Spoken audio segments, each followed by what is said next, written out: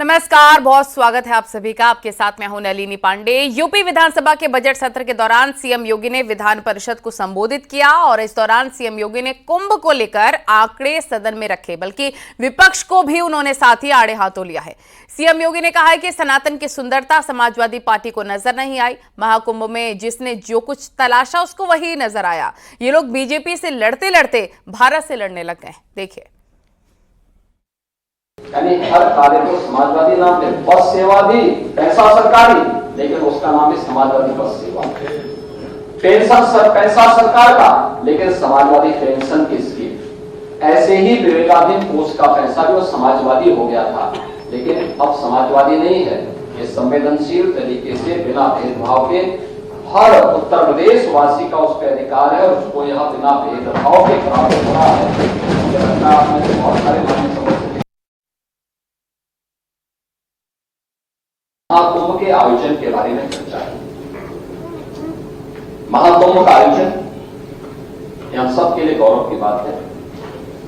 और आज जब मैं इस सदन में बोल रहा हूं, अब तक लगभग 64 करोड़ श्रद्धालु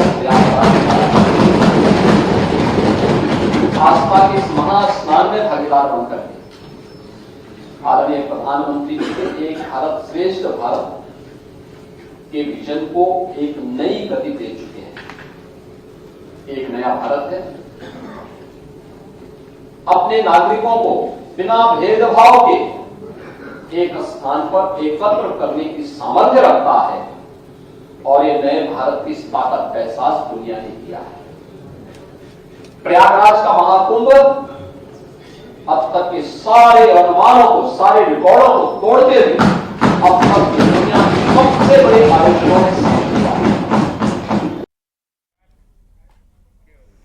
और सीएम योगी ने कुंभ को लेकर कहा कि यहां जिसने जो तलाशा उसे वो मिला। महाकुंभ 64 करोड़ श्रद्धालु आए और हर किसी ने तारीफ की है। दुनिया उत्तर प्रदेश पर गौरव की अनुभूति कर रही है, प्रयागराज पर गौरव की अनुभूति कर रही है।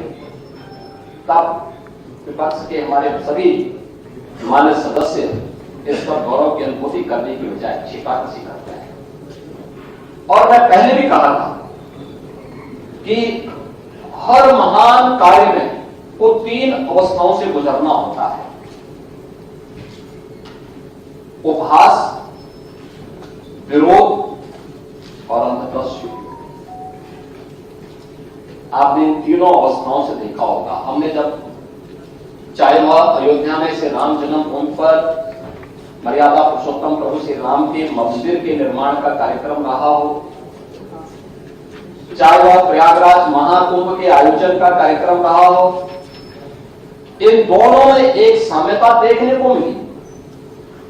विरोधी दलों ने प्रारंभ में हमारा उपहास किया, कहते थे क्या राम मंदिर बना देंगे। हम लोग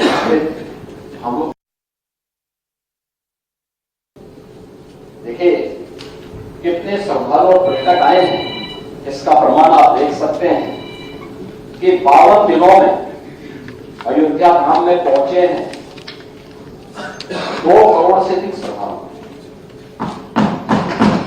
2024 में 16 करोड़ श्रद्धालु आए थे अयोध्या धाम में।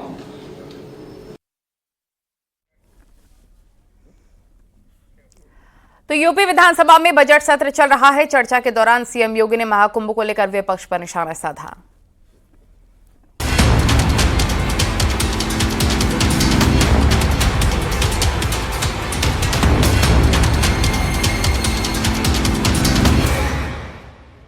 यूपी विधानसभा बजट सत्र पर चर्चा के दौरान सीएम योगी आदित्यनाथ विरोधियों पर जमकर बरसे। उन्होंने महाकुंभ के खिलाफ बोलने वालों पर भी तगड़ा निशाना साधा। सीएम योगी ने कहा कि महाकुंभ में जिसने जो तलाशा उसको वही मिला। गिद्धों को लाश मिली, सुअरों को गंदगी मिली, जबकि संवेदनशील लोगों को रिश्तों की सुंदर तस्वीर मिली। किसी ने सच कहा कि महाकुंभ में जिसने जो तलाशा उसको वह मिला। गिद्धों को केवल घास मिली, सुअरों को गंदगी मिली, संवेदनशील लोगों को रिश्तों की खूबसूरत तस्वीर मिली, आस्थावानों को पुण्य मिला, सज्जनों को सज्जनता मिली गरीबों को रोजगार मिला, अमीरों को धंधा मिला, श्रद्धालुओं को साफ सुथरी व्यवस्था मिली, पर्यटकों को अव्यवस्था मिली, सद्भावना वाले लोगों को जाति रहित व्यवस्था मिली, भक्तों को भगवान मिले। मतलब सबने अपने स्वभाव और चरित्र के अनुसार चीजों को देखा। एक ही घाट पर सभी जाति वर्ग के तीर्थयात्री स्नानार्थी बिना किसी भेदभाव के नहाते रहे। सनातन की सुंदरता आखिर समाजवादी और वामपंथियों को कैसे नजर आएगी? विधानसभा में सीएम योगी ने विपक्ष पर करारा पलटवार किया। उन्होंने कहा कि जो लगातार सवाल उठा रहे हैं उन्हें अपने गिरेबान में झांकना चाहिए। जबकि उनकी सरकार थी तब व्यवस्था कैसी थी और आज व्यवस्था कैसी है। उन्होंने एक गैर सनातनी को कुंभ का प्रभारी बना दिया था। इसलिए उन्होंने एक नॉन सनातनी को कुंभ का प्रभारी बनाया था। लेकिन यहाँ पर मैं स्वयं इसकी समीक्षा कर रहा था, लगातार कर रहा था और लगातार कर रहा था। सीएम योगी ने कहा कि विपक्ष ने महाकुंभ को लेकर अफवाह फैलाई कि एक जाति विशेष के व्यक्ति को महाकुंभ में जाने से रोका गया। हमने कहा था कि जो लोग सद्भावना से जाते हैं वो जा सकते हैं, लेकिन अगर कोई दुर्भावना से जाता है तो वे परेशानी में पड़ जाएंगे। आपने कहा कि एक जाति विशेष को वहां जाने से रोका गया, किसी जाति को रोका नहीं गया था। हम लोगों ने तो कहा था जो सद्भावना से जाएगा वो सम्मान से कुंभ में जाए, लेकिन जो सद्भावना से नहीं दुर्भावना से जाएगा तो उसकी दुर्गति भी होगी जरूर, अगर उसने कुंभ में अव्यवस्था पैदा करने का प्रयास किया। सीएम योगी ने कहा कि समाजवादी पार्टी लगातार महाकुंभ पर टिप्पणी कर रही है। इसकी मानसिकता जग जाहिर है। इनको हर चीज का विरोध करना है, काम भले ही अच्छा हो। महाकुंभ में अगर विश्व स्तरीय सुविधा न होती तो अब तक 63 करोड़ से अधिक श्रद्धालु उसका हिस्सा नहीं बनते। Bureau report, news 18।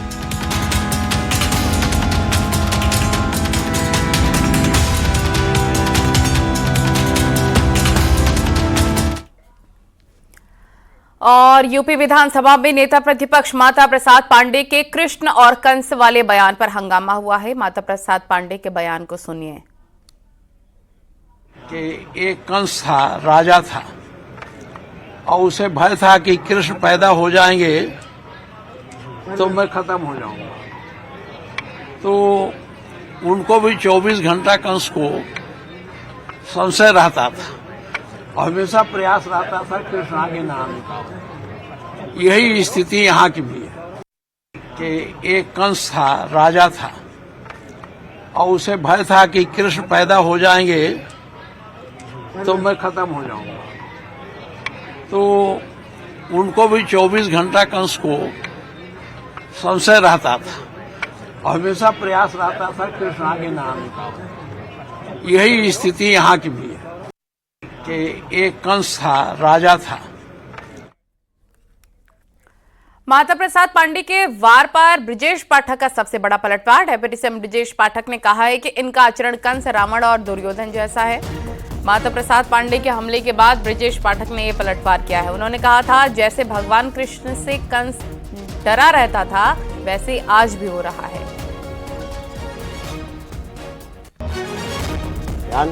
किस तरह से इनको आप देखते हैं? सर, समाजवादी पार्टी के डीएनए में अराजकता है, गुंडई है, माफियागिरी है और नेता विरोधी दल माता प्रसाद पांडे जी से जो कहलाया गया है समाजवादी पार्टी के जो दूषित मानसिकता के लोग हैं उनको स्क्रिप्ट लेकर के देते हैं। माता प्रसाद पांडे जी अपने परिवार के हैं और उनको ये लोग स्क्रिप्ट लिख करके दे करके उनसे गलत बातें कहवाते हैं और ये अपने क्रियाकलापों को देखें। जब जब इन्हें ताकत सूबे में प्रदेश की जनता ने दी है, समाजवादी पार्टी के रिजम में गुंडई, अराजकता, माफियागिरी, प्लाट मकान दुकान कब्जा करना, बहू बेटी की इज्जत आबरू खतरे में डालना और सरकारी ठेकों को लूट करना, 1000 से अधिक दंगे कराना, प्रदेश को इन्होंने लूट और डकैती का अड्डा बनाने का काम किया था। भारतीय जनता पार्टी की सरकार ने कानून व्यवस्था को नंबर 1 पर रखते हुए प्रदेश को बीमारू राज्य के दमगे से निकाल करके राष्ट्र का डेवलप्ड स्टेट के रूप में स्थापित करने का काम किया है। हम कह सकते हैं अगर जो इन्होंने कहा है, जो स्क्रिप्ट लिखवा करके माता प्रसाद जी से कहलाया है,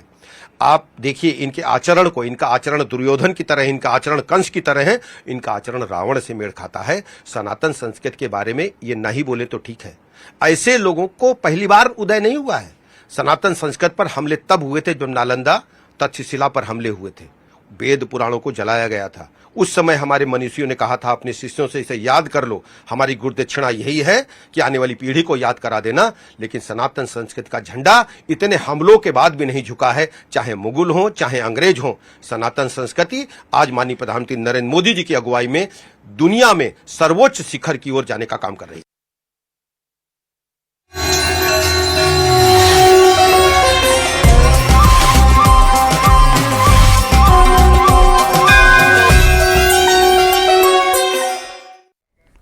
और महाकुंभ का 44वां दिन है। महाकुंभ में पवित्र स्नान का महारिकॉर्ड बन चुका है। श्रद्धालुओं की जोश और उत्साह में कोई कमी नजर नहीं आ रही। महाकुंभ में अब तक 64 करोड़ से ज्यादा लोगों ने स्नान किया है।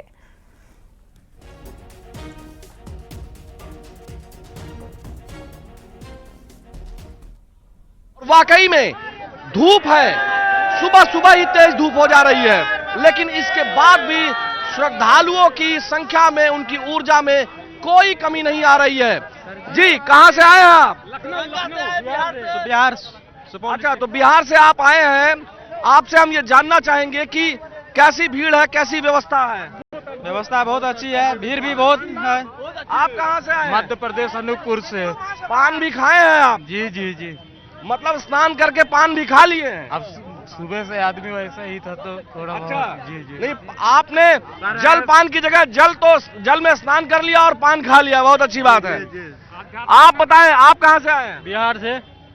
स्नान कर लिया आपने? स्नान कर लिए। कैसी भीड़ लग रही है आपको? भीड़ बहुत ज्यादा है। हाँ? भीड़ बहुत ज्यादा है, व्यवस्था सभी ठीक है। जैसी अपेक्षा थी वैसी शानदार जबरदस्त। कैसी अपेक्षा, भीड़ की आपने कैसी अपेक्षा की? पूरी 125 करोड़ जनता यहाँ उपलब्ध हो जाए कल तक, उम्मीद यही है। अरे लेकिन इतनी जनता आ जाएगी तो प्रशासन के हाथ आ चुकी है, आवश्यकता से अनुरूप आ चुकी है। बाकी जो बचे खुचे हैं आ जाए अपने संगम में स्नान कर ले। बहुत सौभाग्यशाली लोग हैं सब। माता जी प्रणाम, कैसी हैं आप? अच्छा है, बच्चा नुबू किया हाँ जी। कैसे नुबू किया है यहाँ तक।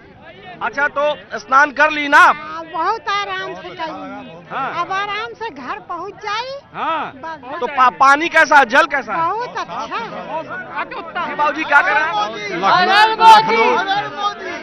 आप क्या कह रहे हैं बाबूजी? लखनऊ से आए हैं, यहाँ बहुत बढ़िया व्यवस्था है और जल ही बहुत स्वच्छ सुंदर पानी है। भारत माता की।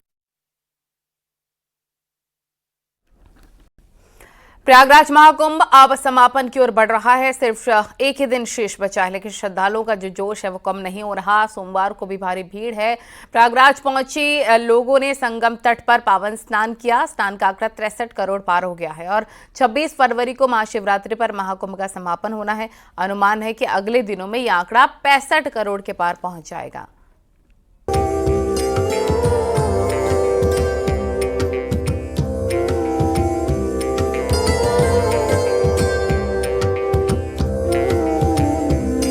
आसमान में उड़ते ड्रोन कैमरे से ली गई इन तस्वीरों पर जरा गौर कीजिए। सनातन का ऐसा सैलाब शायद ही कभी किसी ने देखा होगा।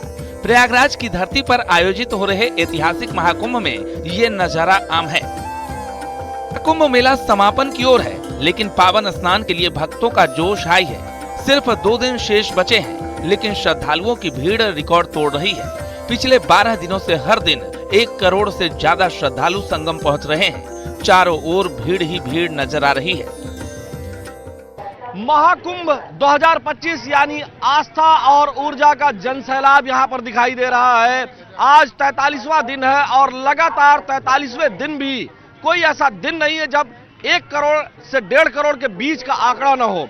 यानी श्रद्धालुओं की भरमार है।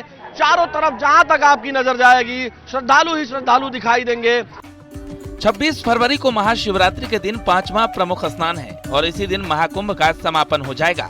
अखाड़े पहले ही काशी की ओर प्रस्थान कर चुके हैं। बड़ी संख्या में श्रद्धालु देश के कोने कोने से अब भी पहुंच रहे हैं और माना जा रहा है कि स्नान का आंकड़ा 65 करोड़ की संख्या को पार कर सकता है। श्रद्धालुओं का उत्साह बताता है कि ये महापर्व सनातन के संगम के रूप में सबसे ऊपर है।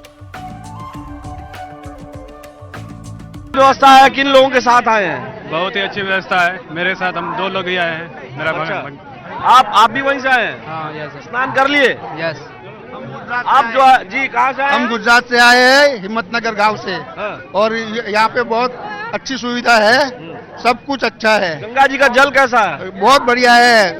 वो डॉक्टर ने भी चेक किया था ना, वो भी कम्प्लीट सही है। महाकुंभ में पुण्य लाभ के लिए आम श्रद्धालु ही नहीं, खास लोग भी पहुंच रहे हैं और इस आयोजन में शामिल होने पर खुद को धन्य महसूस कर रहे हैं। आगामी जो शिवरात्रि का पर्व है उसके दृष्टिगत पूरी व्यवस्थाएं पुलिस डिप्लॉयमेंट किया जा रहा है। शिवालय और घाट दोनों जगह हम लोग पुलिस डिप्लॉयमेंट कर रहे हैं और प्रयास रहेगा कि कहीं पे भी कोई ट्रैफिक जाम ना हो कुंभ मेला क्षेत्र में, और सारी व्यवस्थाएं सुगम चलें और सारे स्नानार्थी कुशलता के साथ अपने गंतव्य को रवाना हो। महाकुंभ का महाआयोजन अपने आप में पूरी दुनिया पर अपनी छाप छोड़ रहा है। स्नान के महा रिकॉर्ड से लेकर व्यवस्थाओं तक दुनिया के कई देशों में इस बात की चर्चा हो रही है कि आखिर कैसे जरूरी प्रबंध किए गए। बहरहाल महाकुंभ में पावन स्नान लगातार जारी है और देखना यह है कि महाशिवरात्रि के बाद स्नान का आंकड़ा कहां तक पहुंचता है। Bureau report, news 18।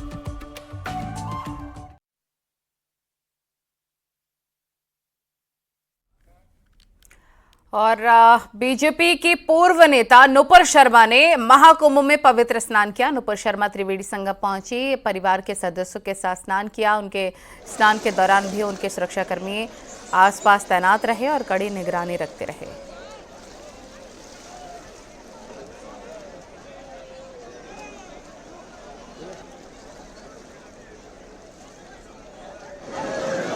हर हर गंगे, हर हर महादेव।